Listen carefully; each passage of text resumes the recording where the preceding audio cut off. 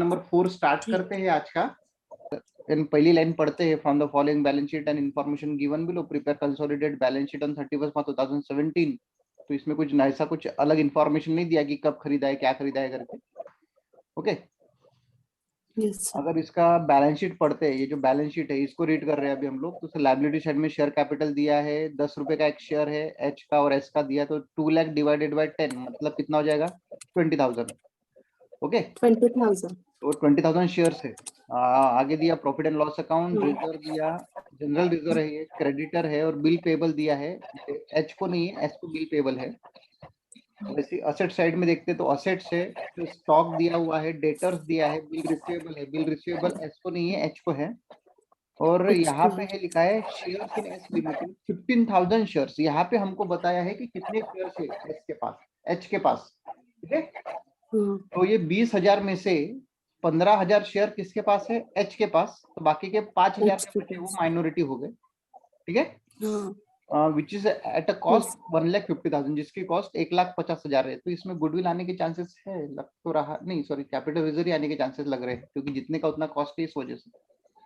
आगे चलते हमारे एडजस्टमेंट में। तो पहला एडजस्टमेंट आज के प्रॉब्लम में नए नए टाइप के एडजस्टमेंट है। ठीक है, तो पहला एडजस्टमेंट है, इसको रीड करते समझते हैं। All the profit of S limited has been earn since the shares were acquired. मतलब इसका मतलब ये है कि जितना ये प्रॉफिट दिख रहा है हमको, प्रॉफिट कितना दिख रहा है? 1,20,000।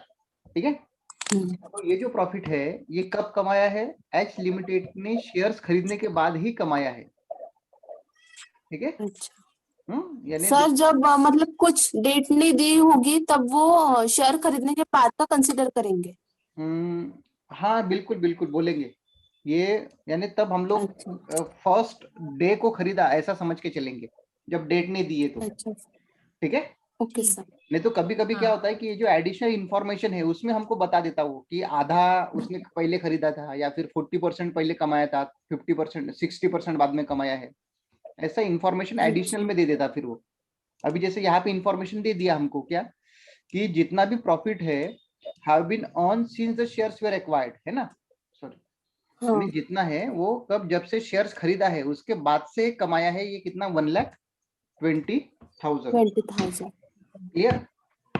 हाँ, लेकिन इसमें आगे क्या बोलता है? But the reserve of ₹60,000 was already there at that time. ये जो 60,000 है ये उसके पहले से, मतलब जब उसने शेयर खरीदे हैं तब से है ये, जैसे का वैसा। मतलब ये कब का होगा? उसके पहले का ही बैलेंस है वो वाला। समझे ना? अगर इसका मीनिंग निकालते तो ऐसा बोलेंगे कि जिस दिन मैंने शेयर्स खरीदे उसके बाद से 1,20,000 प्रॉफिट अर्न किया, लेकिन जिस दिन मैंने शेयर खरीदे थे उस दिन रिजर्व में पहले से ही 60,000 थे, ऐसा बोला है उसने हिंदी में, अगर मीनिंग निकाली इसका तो। Yes sir. क्लियर? समझा दोनों को? Yes sir. Okay, profit and loss और रिजर्व के बारे में बोल दिया। तो डेफिनेटली 7,000 ये हो जाएगा कैपिटल प्रॉफिट, क्योंकि उसके पहले से ही है। और जो ये 1,20,000 है ये क्या कहलाएगा? Revenue profit. ठीक है, ओके। ये तो अब तक जो 3 प्रॉब्लम किए उसमें जैसा दिया था वैसा ही था। लेकिन ये जो आगे के 3 एडजस्टमेंट है, इसमें से ये जो 4th वाला एडजस्टमेंट है इसके जैसे पहले कर चुके हैं, ये 2 एडजस्टमेंट है, इसको समझना और इसको करना वो यानी जरूरी है। अभी देखो second adjustment, bill accepted by S limited all in favour of H limited. मतलब ये जो बिल एक्सेप्टेड है, जो किसने एक्सेप्ट किया? एस ने। ओके, तो अगर आपने बिल्स के बारे में पढ़ा होगा तो एक रहता है कि जो एक्सेप्ट करता है वो बिल्स पेबल में लिखता है, और जो जिसको वो लेटर भेजा जाता है, मतलब जिसके पास वो बिल रहता है वो बिल रिसीवेबल में लिखता है। तो ऐसा लिखा है कि bill accepted by S limited, मतलब ये जो बिल पेबल दिख रहे हैं एस लिमिटेड के, all in favour of H limited, ये पूरे के पूरे किसको दिए हैं? बिल एच को दिए हैं। H limited. क्लियर ना? ठीक है, विच वॉज डिस्काउंटेड फॉर ₹20,000, जिसको डिस्काउंट कितने में किया है? 20,000 में डिस्काउंट किया है। क्लियर? समझा? इसका मतलब क्या कि डिस्काउंट करते हैं तब हम लोग बिल किसको देते हैं? जनरली बैंक को। हाँ, यानी हम लोग देखो, जैसे कि एग्जांपल लेते हैं कि संजना ने बिल एक्सेप्ट किया और मुझे दे दिया। ठीक है, तो संजना के लिए बिल पेबल रहेगा, और मेरे लिए रहेगा बिल रिसीवेबल, क्योंकि इन Bill फ्यूचर receivable. संजना वो बिल के बदले में मुझे क्या देगी, पैसा, ठीक है, इसलिए उसके लिए पैसा। बिल पेबल, मेरे लिए बिल रिसीवेबल। लेकिन मुझे Receivable. आज ही पैसा चाहिए, तो संजना आज तो नहीं दे हाँ। सकती, इसलिए आज उसने मुझे बिल दिया, क्लियर हाँ। है ना। तो मैं वो क्या करूंगा, बिल बैंक के पास जाके जमा करूंगा और उसको डिस्काउंट कराऊंगा, हाँ, क्लियर, ठीक है। Yes. अभी इन फ्यूचर अगर संजना पैसा देगी तो किसको देगी, मुझे देगी कि बैंक को देगी, बैंक। बैंक को, क्योंकि बिल किसके पास है, बैंक के पास है, जिसके बैंक पास के बिल पास। रहेगा उसको वो पैसा देगी वो, क्लियर। हाँ। हाँ, तो Yes. यही बोला है कि जो बिल दिख रहे हैं 30,000 के बिल, ये क्या हुए हैं, डिस्काउंट कराए गए हैं, कितने में, 20,000 में, मतलब 20,000. 10,000 का डिस्काउंट है उसमें, क्लियर है चीज, Yes.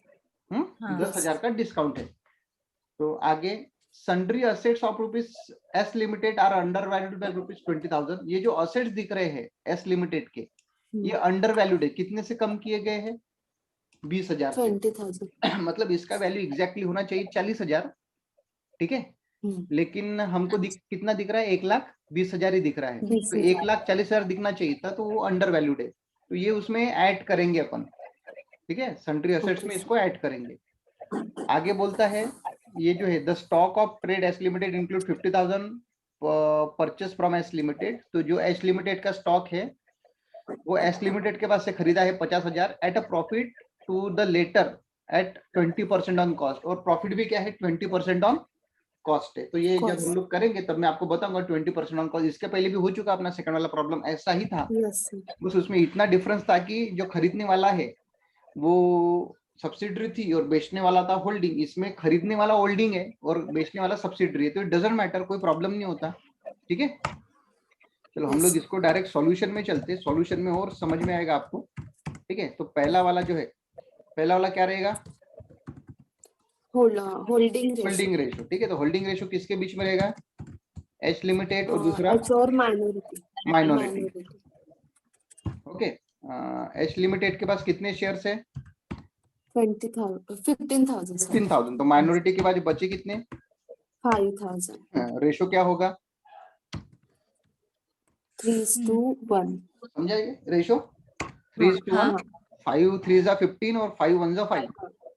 सेकंड क्या है, माइनॉरिटी इंटरेस्ट, माइनॉरिटी इंटरेस्ट, ठीक है। तो अपने लिए ये जो इम्पोर्टेंट है, अभी माइनॉरिटी इंटरेस्ट में क्या क्या आएगा,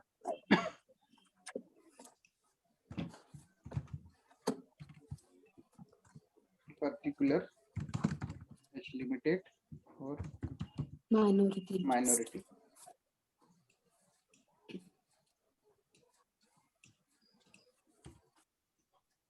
और पर्टिकुलर में सबसे पहला कैपिटल प्रॉफिट, ओके।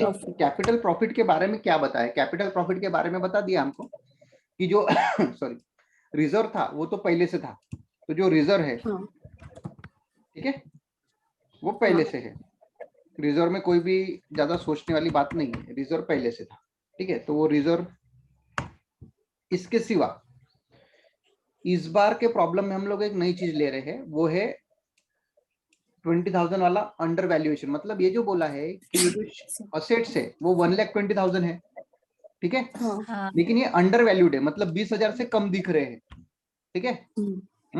तो इसको हमको अभी क्या करना पड़ेगा, उसकी जो एक्चुअल कॉस्ट है उस पे लाना पड़ेगा, मतलब ये कितना दिखाना पड़ेगा, 1,40,000, क्लियर ना।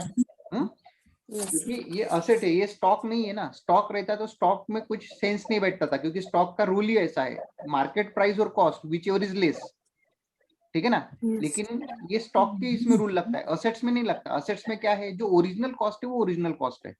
तो ऐसा बोल रहा है कि 20,000 से कम दिखा रहा है, तो इसको अभी हमको 1,40,000 करना पड़ेगा। तो अगर आप असेट्स बढ़ाते हो, ठीक है, ये अगर 1,40,000 करेंगे तो 20,000 से ये डिफरेंस आएगा, ठीक है। तो ये जो 20,000 का डिफरेंस है, इस साइड में भी 20,000 बढ़नी चाहिए, तो वो हम लोग बढ़ाते जनरली किसमें, रिजर्व में। लेकिन इस बार हम लोग यहाँ पे क्या करेंगे, एप्रिसिएशन इन असेट्स, क्लियर। और वो कितने से फायदा हुआ है हमको, याद रखना, असेट्स के वैल्यू बढ़ाया है मतलब हमको फायदा हुआ है, ठीक है। इसलिए हमने इसको क्या किया, इसमें ऐड किया है, ऐड लिख देता हूँ ऐड किया। तो ज्यादा समझेगा अच्छे से। एट एप्रिसिएशन इन असेट्स, तो ये हो जाएगा अपना कितना टोटल 80,000। 80,000। ये समझा मैंने इसमें क्यों ऐड किया? हाँ सर। क्योंकि ये हमारे लिए फायदा है। फायदा है तो जैसे मैंने बोला असेट्स बढ़ रहा है तो लायबिलिटी भी बढ़ेगी, लायबिलिटी में हमारा, लेकिन ये किसी का दूसरे का फायदा नहीं है। तो एक तो हम लोग इसको प्रॉफिट एंड लॉस में ऐड कर सकते हैं, नहीं तो रिजर्व में। लेकिन रूल बोलता है कि ये जो असेट्स है ये आपकी पहले से असेट्स है कब खरीदा इसके बारे में कुछ बता रहे या नहीं है, मतलब मान के चलेंगे कि ये पहले से ही असेट्स है, इसलिए इसका जो भी एप्रिसिएशन है, जो भी बढ़ा है, तो वो जनरली रिजर्व में बढ़ता है। क्लियर? हमको फायदा हुआ है, इसलिए फायदा हुआ है तो उस फायदे को हमने रिजर्व में ऐड करके दिखाया 80,000। और इस 80,000 को अभी हम लोग डिवाइड करेंगे इन द रेशियो 3:1। तो कितना आएगा? 60,000। 60,000 और इधर 20,000। ये हो गया पहला कैपिटल प्रॉफिट। इसके सिवा और कोई दूसरा चीज नहीं है कैपिटल प्रॉफिट में इंक्लूड करने के लिए। अभी सेकंड आता है रेवेन्यू प्रॉफिट। Revenue profit. तो रेवेन्यू प्रॉफिट के बारे में डायरेक्ट बताया है हमको कि जो 1,20,000 है ये पूरा का पूरा रेवेन्यू प्रॉफिट है। हाँ। क्लियर? Yes sir. 1,20,000 जो है वो पूरा का पूरा रेवेन्यू प्रॉफिट है। तो वो कितना आएगा? 90,000। 90,000 और 30,000। ओके। 30,000। तीसरा है share capital. Share capital. Okay, तो शेयर कैपिटल टोटल है अपना कितना? 2 लाख का, बराबर है, जिसमें से एच लिमिटेड का है 1,50,000 और माइनॉरिटी का कितना है?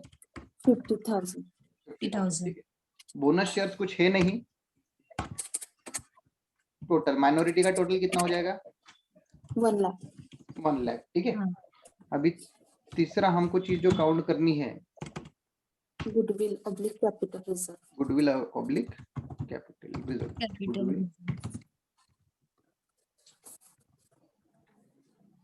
रिजर्व, ठीक है। तो इसको जब काउंट करते हैं तब यहाँ पे लिखते cost of investment of H limited. तो एच लिमिटेड के इन्वेस्टमेंट की कॉस्ट कितनी है? अगर बैलेंस शीट देखते हैं हम लोग तो है 1,50,000। ठीक है।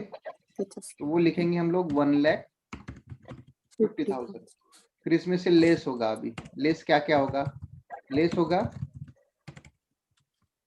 Share capital. हाँ, शेयर कैपिटल कितना?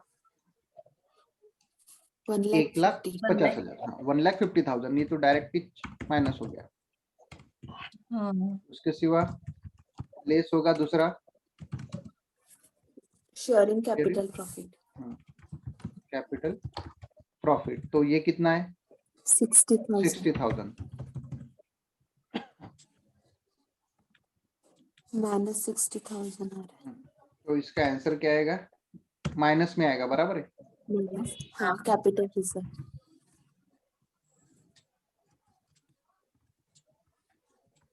कैपिटल रिजर्व ब्रैकेट में आने वाला है 60,000, माइनस में आया है। ठीक है। ये हो गया कैपिटल रिजर्व। अभी आता है फोर्थ वाला। फोर्थ क्या बनाएंगे? प्रॉफिट एंड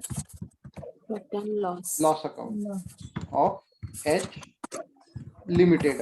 ये याद रखना, ये हमेशा होल्डिंग का ही प्रॉफिट एंड लॉस रहता है, क्योंकि जो सब्सिडरी है उसका तो प्रॉफिट एंड लॉस हम लोग यही पे कंसिडर कर लिए। क्लियर? Yes sir. तो इसलिए बैलेंस कितना है प्रॉफिट एंड लॉस में एच का?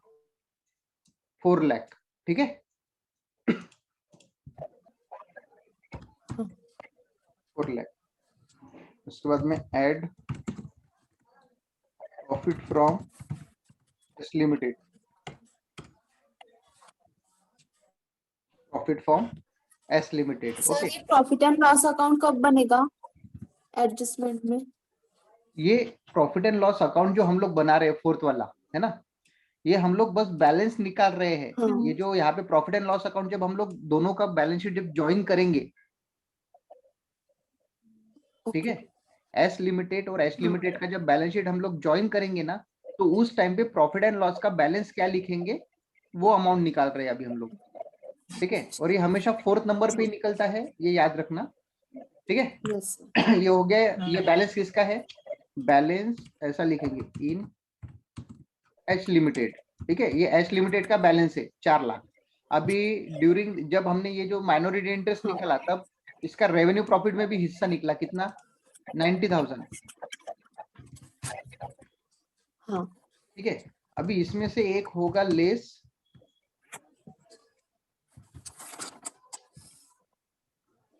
प्रॉफिट इन, क्या लिखा है, stock in trade,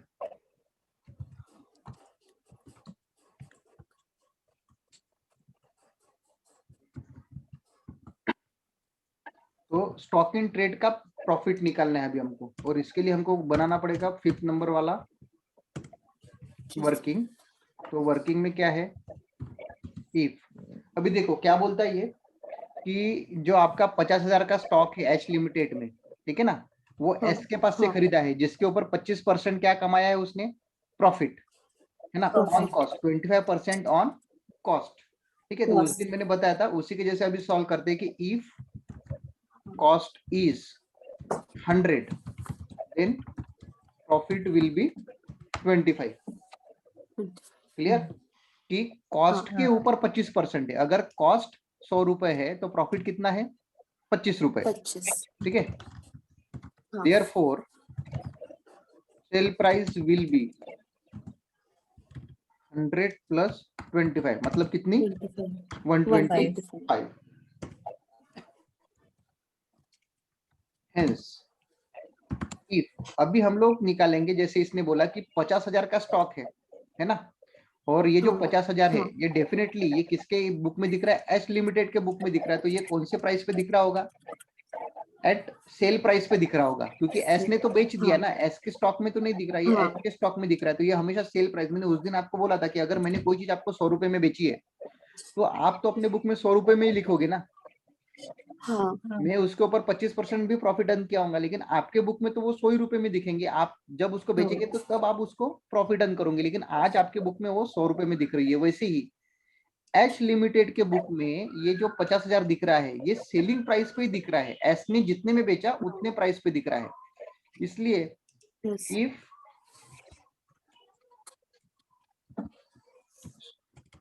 stock in H limited is 50,000, मतलब एच लिमिटेड में जो स्टॉक है 50,000 है, देयरफॉर प्रॉफिट विल बी, अभी प्रॉफिट कितना रहेगा,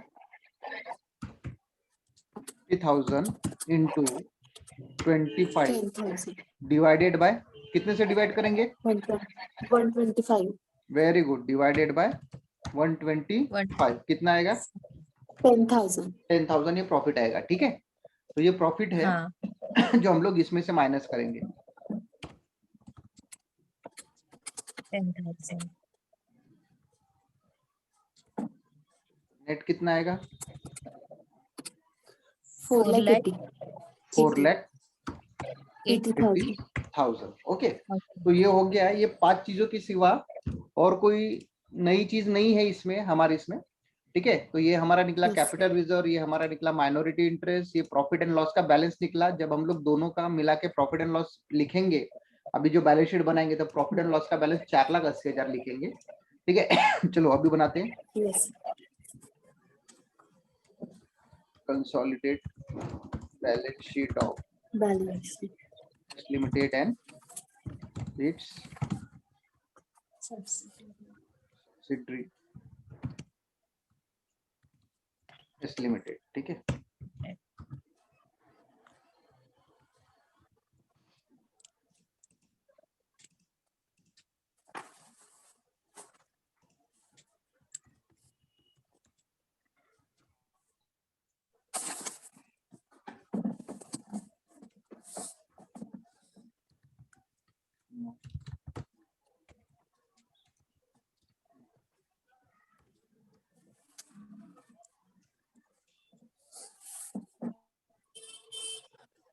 तो लायबिलिटी में Share capital. चलो बैलेंस शीट देखते हैं, बैलेंस शीट को देख देख के लिखेंगे, सबसे पहला क्या आएगा? Share share share capital. Share capital में क्या लिखा है? कुछ ऐसा कुछ बोला नहीं है ना, डायरेक्ट लिखते हैं यहाँ पे। कितना अमाउंट आएगा शेयर कैपिटल में? 10 लाख। Very good, 10 lakh. 2 लाख नहीं लेंगे, ठीक है। हाँ, हाँ। उसके बाद शेयर कैपिटल के बाद दूसरा क्या है?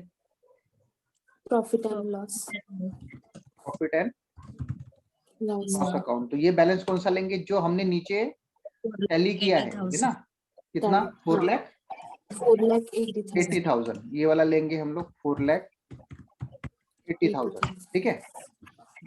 हाँ। General reserve.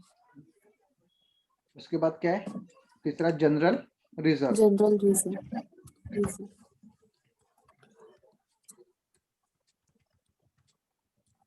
ये कितना है?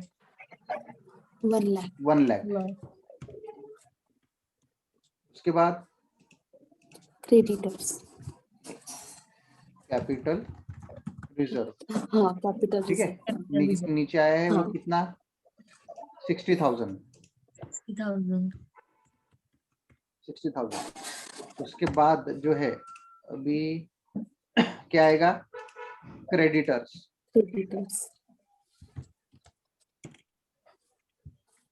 तो क्रेडिटर्स कितना आएगा? 2 लाख प्लस कितना है वो? 3,20,000। 1,20,000। मतलब कितना आएगा? 3,20,000। ओके। इसके बाद है क्या? Bills payable. ठीक है। अभी बिल्स पेबल के ऊपर में एक बात है, इसके ऊपर एडजस्टमेंट है कि बिल्स जो accepted as limited all in favour which was discounted rupees 20,000 है ना। तो ये 20,000 में डिस्काउंट किए हैं। तो बिल्स पेबल जो है वो अगर देखें हम लोग बैलेंस शीट में, तो बैलेंस शीट में हार्डली एच में नहीं दिख रहे हमको, एस में दिख रहा है कितना? 30,000। तो वो इनर में लिखेंगे हम लोग कितना? 30,000, ठीक है। Plus discounted. तो डिस्काउंटेड कितने में किया था उसने? 20,000 में। मतलब कितने से कम में किया था? 10,000 का डिस्काउंट था उसमें। क्लियर? यस। अभी ये बचे हुए कितने हैं? 20,000, वो हम लोग देंगे। इवन देखो ये बिल्स पेबल एस लिमिटेड के है, फिर भी एज अ एच लिमिटेड मतलब होल्डिंग कंपनी।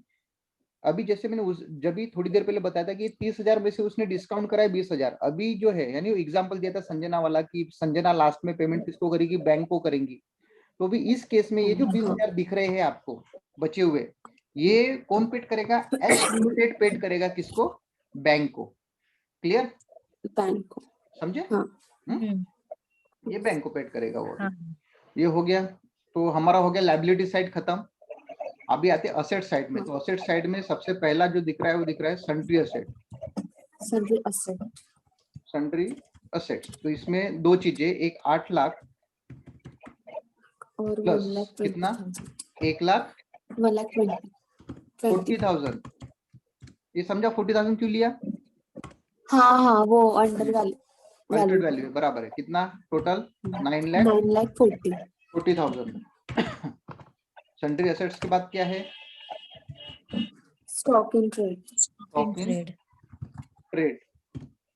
इसमें टोटल कितना है? 6,10,000 प्लस 2,40,000। टोटल कितना हो जाएगा? 8,50,000। 8,50,000। लेकिन अगर याद होगा लेस वहाँ पे अनरियलाइज प्रॉफिट। हाँ। कितना अनरियलाइज प्रॉफिट कितना था? याद करो। 10,000 था। वेरी गुड, 10,000 था अनरियलाइज प्रॉफिट। मतलब नेट कितना आएगा बाहर? 8,40,000। 8,40,000, ठीक है। उसके बाद अभी ये हो गया स्टॉक। अभी आगे क्या है? डेटर्स है ना। कितना? 130 और 170। 170 130 और 170। 70। टोटल कितना आएगा? 3 lakh. 3 lakh. 3 लाख। ठीक है। डेटर्स के बाद क्या है? Bill receivable. Receivable. Bill receivable कितना? 10,000. 10,000। 1000. अभी इसमें से जैसे बिल्स पेबल में से 10,000 हमने माइनस किए, हाँ. ठीक है ना? हाँ. वैसा बिल रिसीवेबल में भी 10,000 क्या करेंगे? Discount minus. Discount Minus. Minus करेंगे। तो कितना आएगा बाहर? नील। क्लियर? Yes, sir. उसके बाद क्या बचा? Minority interest. हाँ, एक ये जो है ये तो आएगा नहीं, है ना? हाँ. जो 1,50,000 है ये आने वाला नहीं है, क्योंकि ये क्या इन्वेस्टमेंट का नहीं। वैल्यू है, इसके ऊपर से हमने Investment. कैपिटल रिजर्व निकाले हैं। ठीक है। अभी एक बचा है हमारा क्वेश्चन, हाँ। Minority interest. Interest. वो कितना निकला? 1 लाख। 1 lakh. इसके सिवा और कुछ बचा है क्या? पहला पॉइंट तो कोई जरूरी नहीं है, नहीं। दूसरी इसमें से माइनॉरिटी इंटरेस्ट हमने ले लिया। 60 लाख 1,50,000 तो यहीं पे ले लिए थे। बाद में 90,000 हमने प्रॉफिट एंड लॉस बैलेंस में ऐड किया था। ठीक है। ये Yes. 10,000 का एक एंट्री ये हो गया, दूसरा एंट्री 10,000 का ये हो गया। ठीक है। हाँ. एक ये एंट्री हाँ. और ये दूसरी एंट्री। हाँ. और उसके सिवा फिर ये जो 10,000 थे जो प्रॉफिट था, है ना? तो एक एंट्री ये थी, हाँ. एक एंट्री। उसके बाद में जो डिस्काउंट वाला एक एडजस्टमेंट था, एडजस्टमेंट में देखते तो ये जो 60,000 का है, ये इसका कंसिडर किया profit and loss capital profit निकालने के लिए। 20,000 में हाँ. डिस्काउंट किया था, 10,000 में मतलब 30,000 का बिल 20,000 में डिस्काउंट किया, मतलब 10,000 डिस्काउंट पे कटे थे, तो वो दोनों साइड से हमने माइनस कर लिए, एक ये हाँ. और दूसरा ये। और एक. हाँ. तीसरा था असेट्स अंडर वैल्यूड थे, कितने? 20,000 थे। तो पहला जो है 20. वो हमने 1,40,000 इसमें कर लिया ऐड। ठीक है। और और दूसरा reserve हमारा में। कैपिटल प्रॉफिट में हमने ऐड किया, तो ये दोनों साइड से भी 20,000 का 2 एंट्री हो गया। और बाद में ये 10% वाला था, इसका भी 2 एंट्री हो गया है। तो मेरे हिसाब से तो पूरा प्रॉब्लम एंड हो गया। हाँ. नाउ टोटल करके देखते हैं कि 20,80,000. 20,80,000। 80,000. Okay, now decide. हो गया सर टैली. हो गया 20 लाख हाँ. 80,000. ओके। यानी आज का जो प्रॉब्लम था वो मेनली रिलेटेड था कहाँ पे? जो बिल डिस्काउंटेड थे। इसके पहले जो प्रॉब्लम किया था ना, जिसमें हम लोग डायरेक्टली माइनस कर रहे थे कि म्यूचुअल होल्डिंग था, है ना? हाँ. आज के प्रॉब्लम में म्यूचुअल होल्डिंग नहीं था। आज के प्रॉब्लम में क्या था कि एक ने दूसरे को बिल दिया। यानी मैं आज के प्रॉब्लम में नई क्या चीज थी वो पढ़ी, वो बता रहा हूँ कि हाँ. एक कंपनी ने, कोई भी रहे वो कंपनी, एस लिमिटेड रहे या फिर एस लिमिटेड रहे, ठीक है, हाँ, दोनों के केस में सेम एंट्री होगी। नई चीज ये थी Yes, sir. कि एक कंपनी ने दूसरे कंपनी को बिल दिया और दूसरे कंपनी ने उसको बैंक में जाके डिस्काउंट कर दिया। Discount. मतलब दूसरे कंपनी ने बिल अपने हाथ में नहीं रखा, उसने बैंक में जाके डिस्काउंट किया। क्लियर है चीज? ठीक है। Yes, sir. ये नई चीज थी आज के इसमें। ठीक है। और दूसरी एक नई चीज थी आज की इसमें, वो था सन्ड्री असेट्स का अंडर वैल्यूएशन। हाँ. तो हमने एक असेट्स का वैल्यू बढ़ा दिया, एक 40 कर दिया, और दूसरा ये जो 20,000 थे जितने से वो बढ़ा, वो हमने कैपिटल प्रॉफिट को ट्रीट किया। ठीक है। हाँ. तो जब आप इसको लिखोगे तब इन दोनों को भी क्या कर लेना, ऐसा स्टार लगा के रखना जब भी हम लोग कोई नई चीज पढ़ते हैं। मतलब जब आप आगे आके रिवाइज करने के लिए जाओगे तो आपको हार्डली नई चीज ही याद रखना पड़ेगा, क्योंकि पुरानी चीज तो ऑलरेडी हो चुकी है आपकी। जैसे ये जो था, ये वाला फोर्थ वाला जो एडजस्टमेंट था, ये तो हम लोग ऑलरेडी सेकंड नंबर वाले क्वेश्चन में कर चुके हैं। Yes, sir. क्लियर? ठीक है। तो ऐसी नई नई चीज पढ़ना है और पूरा चैप्टर एंड हो जाएगा इससे। फिर ज्यादा कुछ ज्यादा एडजस्टमेंट नहीं रहते हैं इसमें। ओके। Yes, sir. तो आज के लिए बोल सकते हैं इतना काफी।